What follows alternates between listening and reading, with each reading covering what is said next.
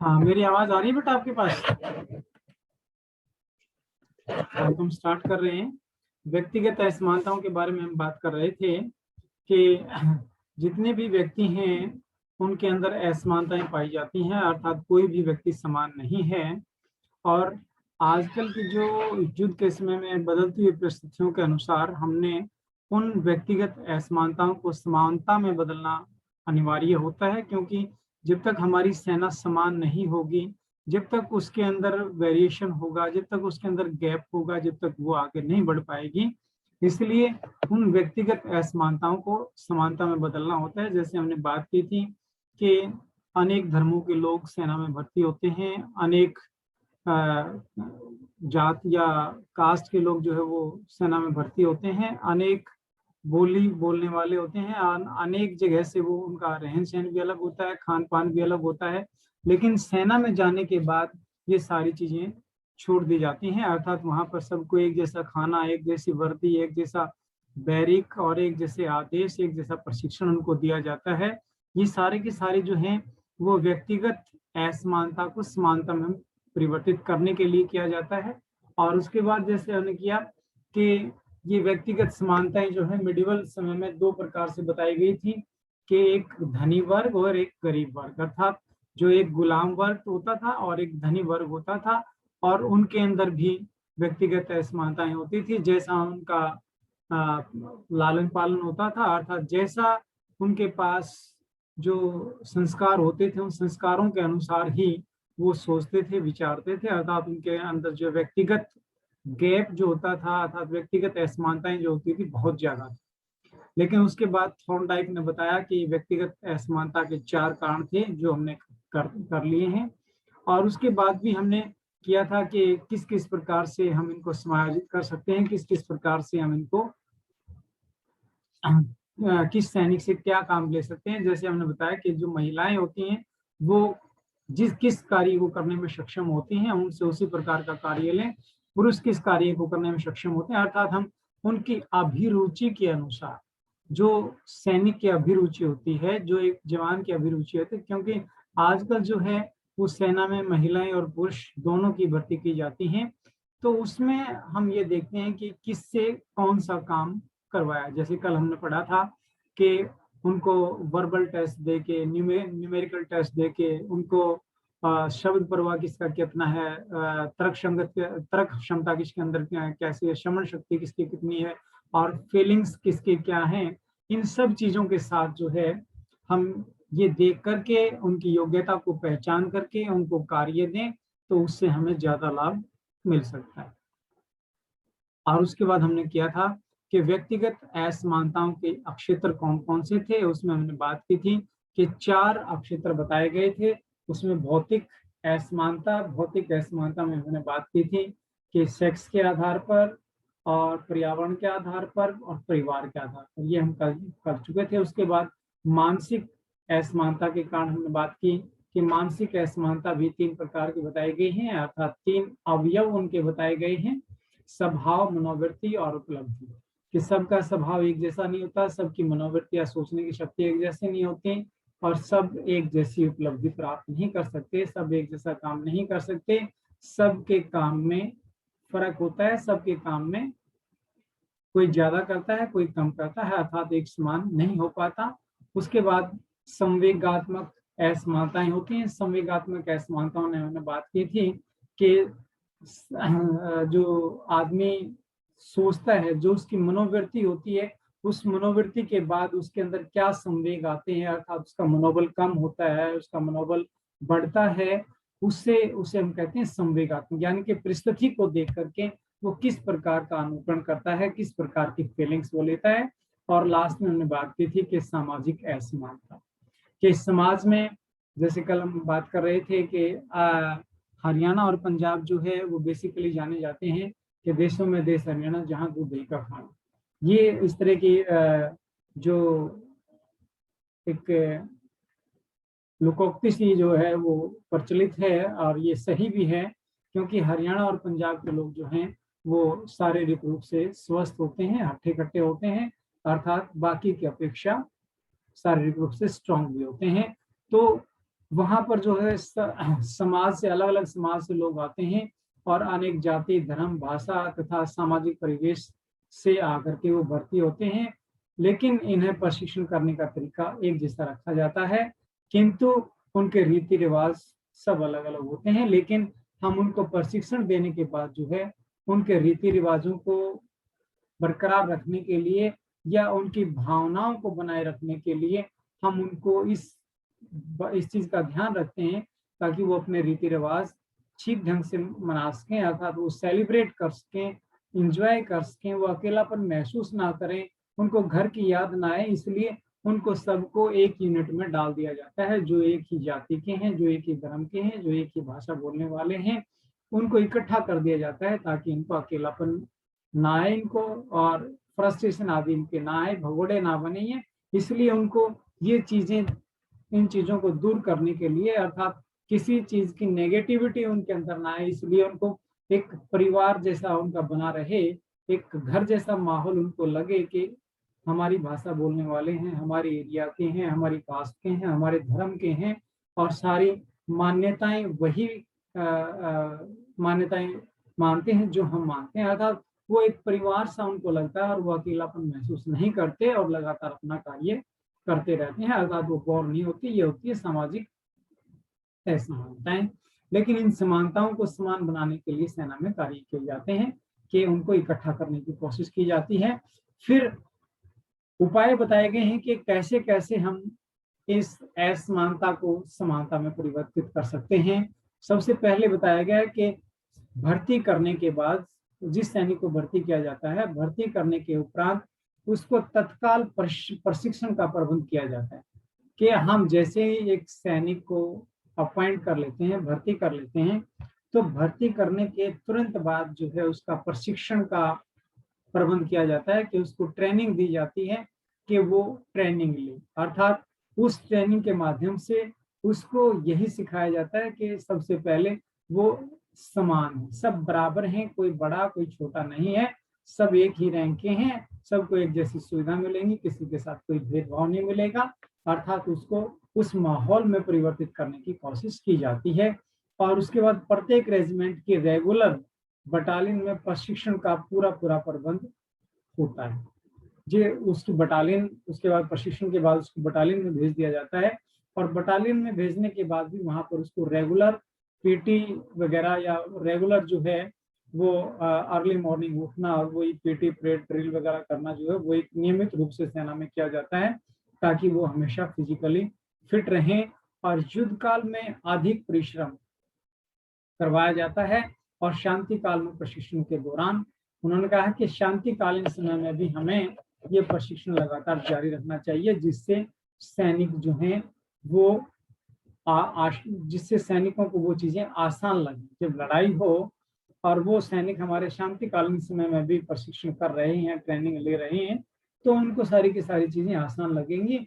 अगर उनको एक बार प्रशिक्षण देने के बाद हम फ्री छोड़ देंगे तो फिर वो चीजें उनको मुश्किल लगेंगी, अर्थात लड़ाई वगैरह अचानक शुरू हो जाएगी और फिर उनका अभ्यास छूट जाता है, तो वो चीजें भी उनके लिए मुश्किल हो जाती हैं। जैसे आप हमारी पुलिस को देख लीजिएगा, हमारी पुलिस में क्या होता है कि एक बार उनको प्रशिक्षण दिया जाता है, फिर कहीं भी किसी भी प्रकार की कोई पीटी परेड वगैरह, कोई ड्रिल वगैरह नहीं करवाई जाती, और कुछ समय के पश्चात वो फिजिकली अनफिट हो जाते हैं। अर्थात उनको ये कहा जाए कि आप 1 किलोमीटर भाग लीजिए, या किसी जो टेररिस्ट है या कोई शरारत करके भाग रहा है उसको पकड़ लीजिए, वो नहीं पकड़ पाते, ना ही कोई सफलता उसमें प्राप्त कर सकते हैं। क्योंकि जैसे आप वैसे भी देख लीजिएगा, जब भी कोई बड़ी बात हो जाती है या कोई घटना हो जाती है, तो उस घटना को वो कंट्रोल करने में अक्षम होते हैं, और वो तभी मिलिट्री और पैरामिलिट्री की डिमांड कर देते हैं। अर्थात क्यों कर देते हैं? क्योंकि उनके पास वो योग्यता नहीं है, उसके पास वो स्फूर्ति नहीं है, क्योंकि उन्होंने ट्रेनिंग एक बार ली थी और उसके बाद कोई अभ्यास, कोई प्रयास उन्होंने नहीं किया, जिसकी वजह से वो अस्वस्थ हो गए, अर्थात शारीरिक रूप से वो अयोग्य हो चुके हैं। हालांकि वो लॉ एंड ऑर्डर का तो ध्यान रख रहे हैं, लेकिन वो कोई सिचुएशन को कंट्रोल करने में सक्षम नहीं होते। जैसे आप देख लीजिएगा, कोई भी दंगा होता है तो उसमें पैरामिलिट्री फोर्सेस को बुला लिया जाता है।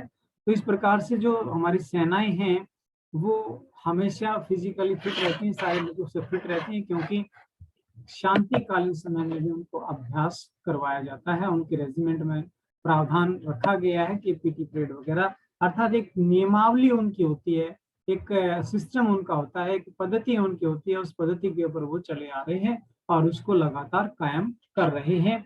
और प्रशिक्षण दल यानी कि ट्रेनिंग स्क्वाड एक से होने चाहिए, सबको एक जैसी ट्रेनिंग दी जानी चाहिए, किसी में किसी प्रकार का रिलैक्सेशन नहीं होना चाहिए और उसका माध्यम भी एक जैसा होना चाहिए, तथा परीक्षार्थी एक प्रशिक्षक एक ही ग्रुप में होना चाहिए।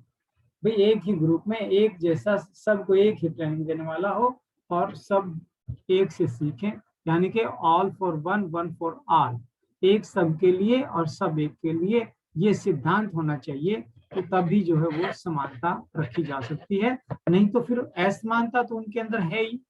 असमानता को समानता में परिवर्तित करने के लिए ये सब किया जाता है। और प्रशिक्षण का पाठ्यक्रम सुनियोजित एवं आकर्षक होना चाहिए और साथ ही सुविधाजनक। देखिए आजकल हमारा जो पाठ्यक्रम है, क्या वो पाठ्यक्रम आपके जीवन में कोई काम आता है? मेरे ख्याल से नहीं आता। इससे क्या आपको कुछ प्रोडक्टिविटी मिलती है? मेरे ख्याल से नहीं मिलती। क्यों? क्योंकि इसमें कोई क्रिएटिविटी है ही नहीं। भाई ये पढ़ के आपने नंबर लेने हैं और कुछ नहीं, ये आगे आपको कहीं काम नहीं आएगा। ये तो फिर भी थोड़ा बहुत काम आ जाएगा, बाकी जो हिंदी में पढ़ते हैं या कोई दूसरा सब्जेक्ट आप पढ़ते हैं वो कहाँ आपके काम आने वाला, उसमें कोई प्रोडक्टिविटी नहीं। ये चीजें तो फिर भी एक बेसिक सी चीजें हैं जो आपको वैसे भी पता होनी चाहिए। तो जो असमानताएं हैं उनको दूर करने के लिए बताया गया है कि जो प्रशिक्षण का जो पाठ्यक्रम है वो सुनियोजित होना चाहिए, सिस्टमेटिक तरीके से होना चाहिए। जैसे एक सीढ़ी के बाद हम दूसरी सीढ़ी चढ़ते हैं, दूसरी के बाद तीसरी, चौथी, पांचवी और मंजिल तक पहुंचते हैं, यानी कि एक सिस्टमेटिक होना चाहिए। पहले आसान, फिर उससे मुश्किल, फिर उससे मुश्किल, फिर उससे मुश्किल, फिर उससे मुश्किल। तो सिस्टम होना चाहिए, ये नहीं पहले मुश्किल करा दिया बाद में आसान, उससे तो अव्यवस्था हो जाएगी। अर्थात पहले हम व्यवस्थित तरीके से काम करें, अर्थात सुनियोजित तरीके से काम करें, और वो आकर्षक भी होना चाहिए, हमारा उसके प्रति अट्रैक्शन होना चाहिए, हमारी रुचि होनी चाहिए, हमारी जिज्ञासा होनी चाहिए, जानने की जिज्ञासा होनी चाहिए, ताकि हम उसको ज्यादा से ज्यादा सीख सकें। और साथ ही सुविधाजनक भी होना चाहिए, ये नहीं कि वो हमारे लिए मुश्किल पैदा करे, वो सुविधाजनक भी होना चाहिए, उससे हमें लगना चाहिए, ये रियलाइज करना चाहिए हमें, ये फील करना चाहिए, ये महसूस होना चाहिए हमें कि वो हमारे लिए सुविधा प्रदान करने वाला है, वो हमारा बचाव करने वाला है, वो हमारी रक्षा करने वाला है। तो ये चीजें हमें उनको अनुभव करानी होती हैं, तभी वो एक होते हैं और उनके अंदर जो असमानताएं होती हैं वो असमानताएं समानता में परिवर्तित हो जाती है। उसके बाद बताया गया है कि प्रशिक्षण आवश्यकता अनुसार ही दिया जाना चाहिए और पाठ्यक्रम में नवीनता के लिए परिवर्तन करते रहना चाहिए। कि जो प्रशिक्षण है वो आवश्यकता के अनुसार दिया जाना चाहिए, ये नहीं कि एक बार जो हमने पाठ्यक्रम बना लिया और वही पाठ्यक्रम चला आ रहा है, उसके अंदर हम किसी प्रकार का कोई परिवर्तन ना करें, बदलाव ना करें। अर्थात मेरा यहाँ कहने का अभिप्राय ये है कि जैसी हमारी आवश्यकता होती है, देखिए हम बात करते आ रहे हैं, शुरू से पढ़ते आ रहे हैं कि बदलते हुए समय के साथ हमें परिवर्तन करना चाहिए, कि जैसे जैसे साइंस और टेक्नोलॉजी का आविष्कार होता है और उस साइंस और टेक्नोलॉजी का आविष्कार के साथ साथ हथियारों के क्षेत्र का में भी विकास होता है, अर्थात हमारे पास नए हथियार आ जाते हैं। तो नए हथियार आने के बाद जो है वो हमने भी अपनी जो संरचनाएं हैं, अपनी जो फॉर्मेशंस हैं, उन फॉर्मेशंस के अंदर परिवर्तन करना चाहिए, क्योंकि हमारी आवश्यकता बदल गई। पहले हमारी आवश्यकता कुछ और थी, आज नए हथियार आ गए, तो नए हथियारों से बचाव करने के तरीके भी हम नए इजाद करेंगे। अर्थात आवश्यकता के अनुसार हमने उनके अंदर परिवर्तन करना चाहिए, बदलाव करना चाहिए और नवीनता के लिए परिवर्तन करते रहना चाहिए, कि जो नई चीजें हैं उनके लिए लगातार हमें खोज, लगातार हमें प्रयास करते रहना चाहिए। तभी तो उन सैनिकों को ये भरोसा होगा, तभी तो ये विश्वास होगा कि बदलते हुए समय के अनुसार हमें भी सुविधाएं मिल रही हैं, हमें भी हमारा भी ध्यान रखा जाता है, अर्थात हमें भी ये सुविधा प्रदान की जाती है, अर्थात हमारा सुरक्षात्मक तरीके से इतना ध्यान रखा जाता है कि नई टेक्निक्स हमारे को बताई जाती है। उसके बाद बताया कि विशेष प्रकार से सैनिकों का प्रशिक्षण भी विशेष प्रकार का होना चाहिए। इसमें भी हमें बाइफर्केशन करनी चाहिए कि कुछ बच्चे आपकी क्लास में भी जैसे ज्यादा इंटेलिजेंट होते हैं तो उनका हमें स्पेशल ध्यान रखना चाहिए, उनको कुछ एक्स्ट्रा काम करना चाहिए। तो कुछों को तो वही चीज मुश्किल लगती है जो क्लास में कराई जाती है, लेकिन कुछ उससे ज्यादा करने में सक्षम होते हैं। अगर उनको हम जो नॉर्मल बच्चे उनके साथ लेके चलेंगे तो वो ऊब जाएंगे, थक जाएंगे, परेशान हो जाएंगे कि ये क्या, कुछ नहीं, ये तो हम आसानी से कर सकते हैं। लेकिन जबकि एक नॉर्मल बच्चा उस आसान को भी बड़ा मुश्किल मान लेता है। तो इसलिए जो विशेष हैं, जो उन दो दूसरों से अलग हैं, उनके लिए जो है वो विशेष प्रकार का प्रशिक्षण होना चाहिए, अर्थात विशेष प्रकार की सुविधा उनको हम दें, अर्थात उसी के अनुरूप उनको प्रशिक्षण वगैरह दें, ट्रेनिंग दें, उनकी पहचान करके उनको विशेष प्रकार का प्रशिक्षण दें। और प्रशिक्षण में भाषा का विशेष ध्यान रखा जाए, सैनिकों को समझ में आ रही है या नहीं आ रही, अर्थात वो भाषा उपयुक्त है अथवा नहीं। इन चीजों का हमें विशेष रूप से ध्यान रखना चाहिए कि हम जो भाषा इस्तेमाल करें वो सैनिक आसानी से समझ पा रहे हैं या नहीं समझ पा रहे, अर्थात सरल से सरल भाषा का इस्तेमाल करें ताकि हर सैनिक वो और ऑर्डर या वो आदेश जो है वो आसानी से समझ जाए। और लिखित शिक्षण से अधिक सैनिकों को शस्त्रास्त्र का प्रयोगात्मक प्रशिक्षण देना चाहिए। उन्होंने कहा कि लिखित जो टेस्ट वेस्ट होते हैं उनके बजाय हम सैनिकों को ज्यादातर प्रशिक्षण शस्त्रास्त्रों का दें, अर्थात हथियारों का प्रशिक्षण उनको ज्यादा से ज्यादा दें, क्योंकि युद्ध में हथियार ही काम आते हैं। उसके बाद उन्होंने, ये तो थी व्यक्तिगत असमानताओं की बात, उसके बाद आता है व्यवसायिक क्षमता, वोकेशनल फिटनेस, कि कौन आदमी किस काम के लिए योग्य है, ये चीज की पहचान करना भी अनिवार्य होता है। इसे बोलते हैं हम व्यवसायिक फिटनेस, कि कौन आदमी कहाँ फिट हो सकता है, किसका क्या इंटरेस्ट है, उस इंटरेस्ट के अनुसार उसको काम दें, अर्थात पहले उसके लक्षणों को हम पहचाने कि इसके अंदर लक्षण क्या है, इसके अंदर लक्षण क्या है। जैसे हम कहते हैं ना, पूत के पांव पलने में दिखाई दे जाते हैं, तो उसके यानी कि पूत के पांव पलने में दिखाई देने से मतलब ये है कि उसके लक्षण हमें तभी पता चल जाते हैं कि ये शरारती है, ये शरीफ है, नौटी है, बदमाश, जो भी है, एक्सवाइजेड, जो हम अपनी अलग अलग जो है वो अंदाजे लगाते हैं। तो इसमें सबसे पहले हम यही करते हैं, जो वोकेशनल क्षमता है, व्यवसायिक क्षमता से तात्पर्य है कि दिए गए व्यवसाय में पूर्ण क्षमता के साथ कार्य करना, कि जो उनको काम दिया जाता है उसको पूर्ण रूप से पूरी क्षमता के साथ, पूरी ताकत के साथ वो कर सकें। और व्यवसायिक क्षमता से तात्पर्य उन गुणों के समावेश से है जो व्यक्ति अपने व्यवसाय में समायोजित करने के लिए उत्तरदायी होता है। और ये दो प्रकार से बताए गए हैं, एक उनके लक्षण और दूसरा कार्य की परिस्थितियों में समायोजन। कि पहले तो उनका हम लक्षण देखेंगे, पहले उनके सिम्टम्स देखेंगे और सिम्टम्स देख करके फिर उस कार्य को करने के लिए या उन परिस्थितियों में उसको रख करके उसको समायोजित करने का प्रयास करेंगे, उसको मिलाने का प्रयास करेंगे, उसको मिक्सअप करने की कोशिश करेंगे। जैसे लक्षण की हम शुरू से बात करते आ रहे हैं, जैसे महिलाएं डॉक्टर और नर्स का कार्य करने के लिए सक्षम होती हैं, टेलीफोन वगैरह ऑपरेट करने के लिए वो सक्षम होती हैं, तो उनमें वो वाक पटुता आदि अच्छी होती है, इसलिए उनसे वही कार्य करवाएं, क्योंकि ये उनके अंदर एक स्पेशल क्वालिटी होती है, ये एक अलग से लक्षण उनके अंदर होता है कि वो इस चीज को ज्यादा कुशलता पूर्वक कर सकती हैं, अर्थात इसमें वो परफेक्ट हैं, पारंगत। और जो सैनिक हैं उनसे हमें मुश्किल काम कराने चाहिए, जैसे शस्त्रास्त्र इस्तेमाल करने के लिए, अर्थात लड़ाई लड़ने के लिए, क्योंकि उनमें आक्रामक विचारधारा ज्यादा होती है, अर्थात आक्रामक लक्षण उनके अंदर होता है।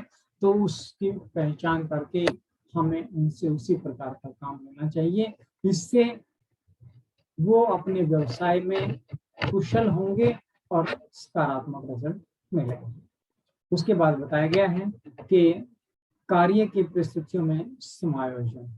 जो कार्य सैनिक को दिया जाता है वो उसमें परिस्थितियां समय समय पर बदलती हैं और बदलती हुई परिस्थितियों के अंदर समायोजन करना अनिवार्य होता है। अगर हम जैसे छोटा सा एग्जाम्पल आपको दिया जाए कि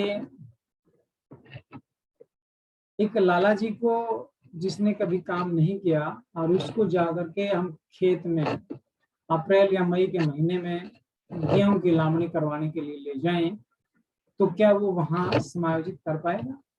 नहीं कर पाएगा, क्योंकि उसको वो ऐसे माहौल में नहीं रहा। तो बहुत सारे सैनिक ऐसे हैं जो मुश्किल परिस्थितियों में नहीं रहे, अर्थात मुश्किलों का सामना उन्होंने नहीं किया, तो उनको मुश्किल परिस्थितियों का सामना करना है। अर्थात उनको ऐसी आदत डालनी है जो मुश्किल परिस्थितियों में भी अपने आप को एडजस्ट कर लें, समायोजित कर लें, क्योंकि सेना में कार्य मुश्किल होता है और मुश्किल कार्य करने की आदत उनको डालनी चाहिए। अगर मुश्किल काम से वो बचेंगे तो फिर सेना में कामयाब नहीं हो सकते। तो मुश्किल कार्य करने के लिए हमें उनका समायोजन करना होता है, अर्थात मुश्किल से मुश्किल परिस्थितियां निकाल करके उनका समायोजित करना होता है, एडजस्टमेंट करनी होती है। और सैनिक अपने आप को किस तरह समायोजित करता है? व्यक्ति प्रशिक्षण के बाद में सैनिक बनता है कि एक व्यक्ति प्रशिक्षण से पहले वो एक व्यक्ति होता है और उसके बाद वो सैनिक बन जाता है। और सैनिक अपने नए वातावरण में रहता है और पुराने वातावरण को भूल जाता है और अपने नए वातावरण में समायोजित कर लेता है। अपनी पुरानी चीजों को भूलता चला जाता है और नए वातावरण में अपने आप को एडजस्ट कर लेता है। जैसे जैसे समय बीतता चला जाता है समायोजन होता चला जाता है। जैसे आप लगा लीजिए भाई आपकी शादी हो जाती है, तो शादी होने के बाद आप जहां भी जाएंगे वहां आपके लिए नया माहौल होगा, क्योंकि घर में आपके साथ जो भाई है, मदर है, फादर है, दादा है, दादी है, वो अलग तरीके से आपके साथ प्यार करते हैं, दुलार करते हैं। जबकि वहां जाएंगे तो आपको बिल्कुल डिफरेंट माहौल नजर आएगा, क्योंकि वहां रिलेशन आपके कुछ थे और वहां रिलेशन आपके कुछ हो जाएंगे। तो उसी प्रकार से सेना की अगर हम बात करें तो सेना में पहले जो माहौल कुछ था, अर्थात वो व्यक्ति था, पहले व्यक्ति था और बाद में वो सैनिक बन गया। अर्थात पहले उसका एनवायरनमेंट कुछ था और बाद में उसका एनवायरनमेंट कुछ चेंज हो गया है। तो उसको नए माहौल में अपने आप को परिवर्तित करना है, समायोजित करना है। और जैसे जैसे समय बीतता चला जाएगा वैसे वैसे आप एडजस्ट होते चले जाएंगे, वैसे वैसे आप समायोजित होते चले जाएंगे। और सैनिक के परिस्थितियों में समायोजन की क्षमता ज्ञात करने के लिए उसके व्यक्तिगत असमानताएं और व्यावसायिक क्षमता का मापन करते हैं। फिर उसको एडजस्टमेंट होने के बाद फिर हम उसकी व्यावसायिक क्षमता का मापन करते हैं। भाई पहले तो हमने उसका जी लाना है, अगर उसका मन नहीं लगा, उसका दिल नहीं लगा, उसका जी नहीं लगा, तो वहां पर वो एडजस्ट होगा ही। और उसके बाद एडजस्ट होने के बाद फिर उसकी व्यावसायिक क्षमता हमने पहचानी है कि ये किस काम को कर सकता है, कितनी इसके अंदर एबिलिटी है, कितनी इसके अंदर योग्यता है, वो पहचान करके फिर उसी प्रकार से उसको काम दें। भाई ये तोपची के लायक है, ये टैंक चलाने के लायक है, ये लड़ाई लड़ने में सक्षम है, तोप खाने में सक्षम है, या कपड़े धोने में सक्षम है। तो किस प्रकार से क्या क्वालिटी उसके अंदर है, उस क्वालिटी का इस्तेमाल कहाँ ये फिट हो सकता है, वो क्वालिटी जान करके उसकी क्षमता देख करके हम उसको कार्य दें, अर्थात उसकी व्यावसायिक क्षमता के अनुरूप उसको कार्य दिया जाए, तो हमें अच्छे रिजल्ट मिल सकते हैं, अर्थात वो अच्छा कार्य कर सकता है। और सैनिक के अंदर व्यक्तिगत असमानता का मापन करके ही उसको सेना में भर्ती किया जाता है। प्रत्येक व्यक्ति को सेना में भर्ती नहीं किया जाता है, जो मानसिक रूप से सेना के योग्य होता है उसे ही सेना में भर्ती किया जाता है। और उसके लिए उसका शारीरिक, मानसिक, बौद्धिक लक्षण का परीक्षण भी कर लिया जाता है। और व्यवसायिक क्षमता उसी की मापी जाती है जो उस व्यवसाय में होता है। जो पहले एक उनका व्यवसाय एक हो गया, सभी सारे के सारे वो सैनिक हो गए। सैनिक होने के बाद पहले वो सैनिक हैं, उसके बाद उनके कार्य का विभाजन किया जाता है और सैनिक के कार्य के रिकॉर्ड के आधार पर इसका मापन किया जाता है कि उसका रिकॉर्ड हम तैयार करते हैं, फिर उसको माप करके देख करके फिर उसको हम काम देते हैं, अर्थात उससे उसे उसी के अनुरूप कार्य करवाते हैं। इससे वह कार्य करने में सफल होता है और जो वो भविष्यवाणी वगैरह करता है उसकी वो सही होते हैं, अर्थात जैसा वो सोचता है उसकी सोच के अनुरूप ही वो कार्य होते चले जाते हैं।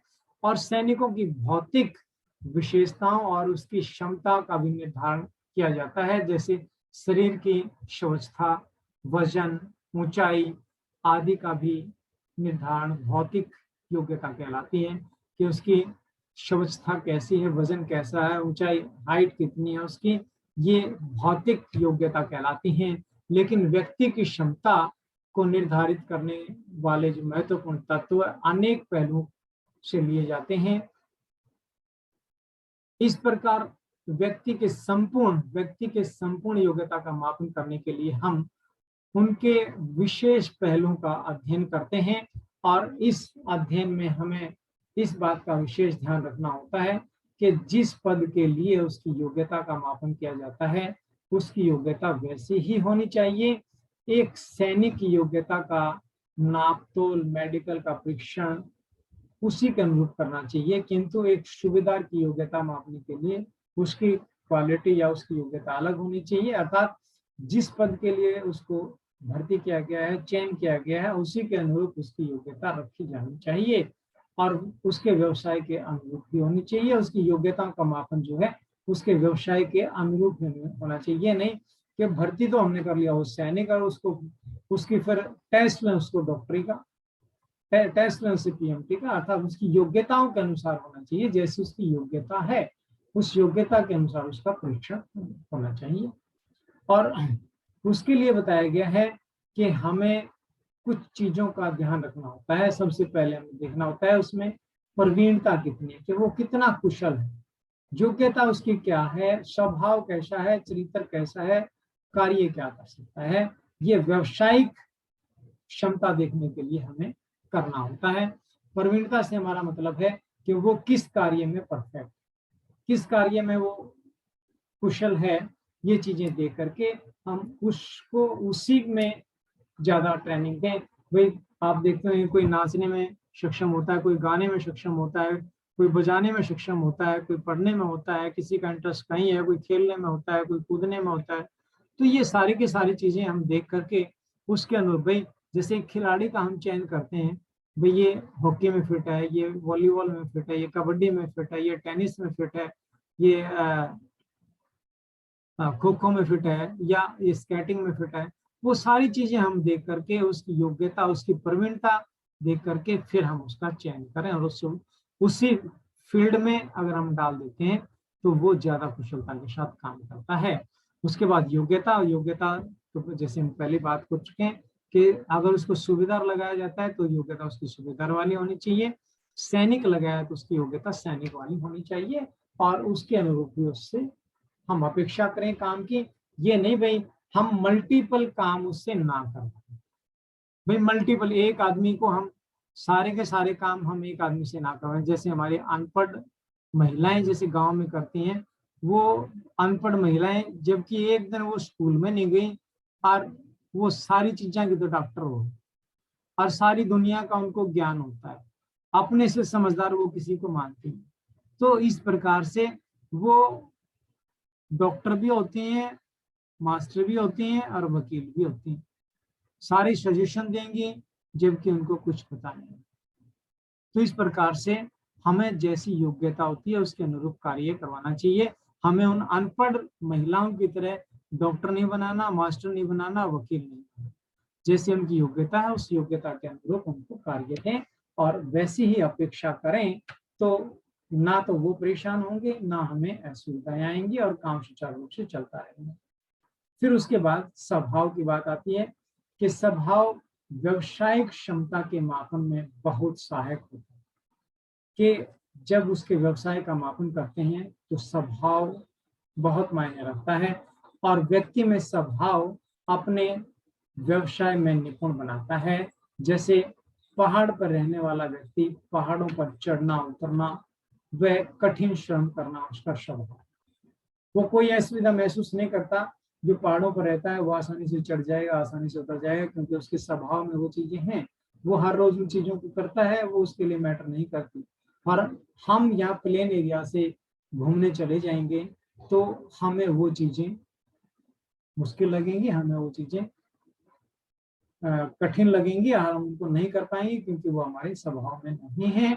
अतः उसे यदि पहाड़ी युद्ध में तैनात किया जाए तो वह ज्यादा उपयुक्त होगा। अगर ऐसे पहाड़ी लोगों को हम पहाड़ी एरिया पे ही पोस्टिंग दें तो वो उसके स्वभाव में भी है, और वहां वो आसानी से काम कर लेगा, अर्थात वो महसूस नहीं करेगा, बिना थकावट के उस कार्य को सुचारू रूप से करता है। उसके बाद आता है चरित्र। चरित्र के अंदर बताया गया है कि सैनिक के व्यवहार में उसका चरित्र सबसे महत्वपूर्ण स्थान रखता है, और उसके चरित्र में उसके व्यक्तित्व का मापन किया जाता है। किसी पद की गरिमा उसके उज्जवल चरित्र से बनती है। भाई गरिमा, जैसे हम बात करते हैं, जब लड़ाई होती है तो लड़ाई के बाद जो है लूटपाट अक्सर हो जाती है, तो उसमें डिसिप्लिन को बनाए रखना बहुत जरूरी है कि अगर आप लड़ाई जीत भी जाते हैं तो वहां पर किसी प्रकार की अव्यवस्था नहीं फैलानी है, अर्थात किसी प्रकार से कोई लूटपाट नहीं करनी है, अनुशासन को बनाए रखना है। अर्थात सैनिक व सैनिक अधिकारी को चरित्रवान होना बहुत जरूरी है उसके लिए, और आवश्यक भी है। और वह ईमानदार हो, सत्यवादी हो, श्रेष्ठ आचरण वाला हो, सद्गुणी हो, और किसी प्रकार का आचरण संबंधी दोष उसके अंदर ना हो। चरित्रवान सैनिक व सैनिक अधिकारी ही उत्तम कार्य कर सकते हैं। उन्होंने कहा कि अगर हमारा सैनिक योग्य नहीं है, अर्थात हमारा सैनिक का चरित्र ठीक नहीं है, तो लोग उसके ऊपर विश्वास नहीं करें। सत्यवादी होना चाहिए, सद्गुणी होना चाहिए, श्रेष्ठ आचरण वाला होना चाहिए। अगर कोई महिला भी उसको मिल जाती है तो उसको बहन मान करके, बेटी मान करके उसकी रक्षा करें। अर्थात मेरा कहने का अभिप्राय यही है कि हमारा रक्षक हमारा भक्षक नहीं होना चाहिए। जो हमारी रक्षा के लिए चयन जिसका किया गया है वो हमारी रक्षा ही करे।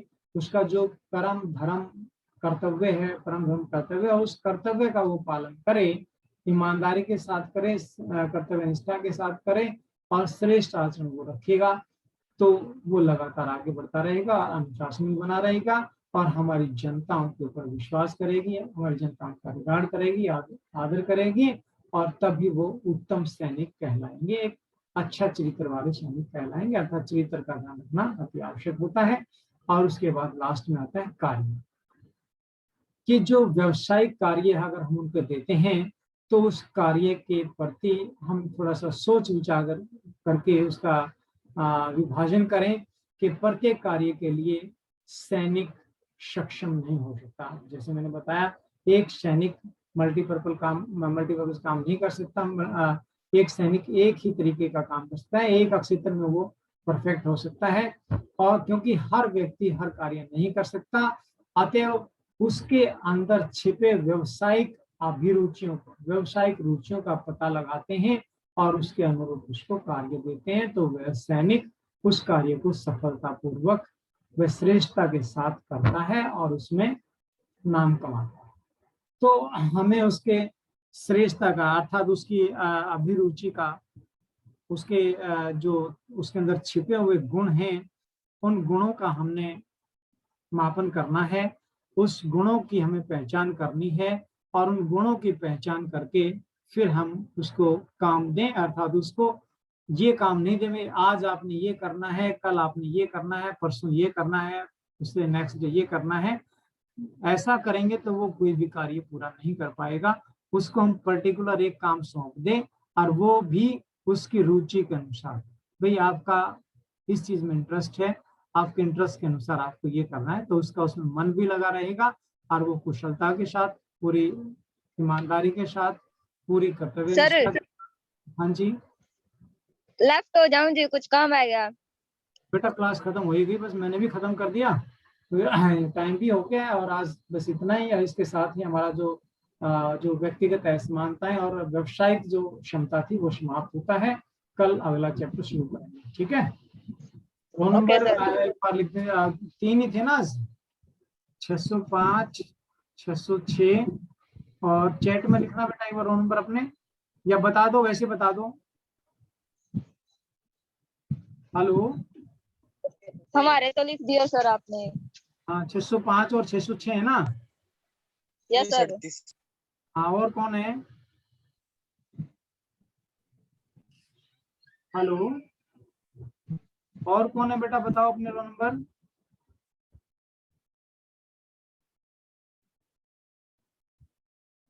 अंकित का कितना रोल नंबर है? अंकित, रोल नंबर बताओ अपना।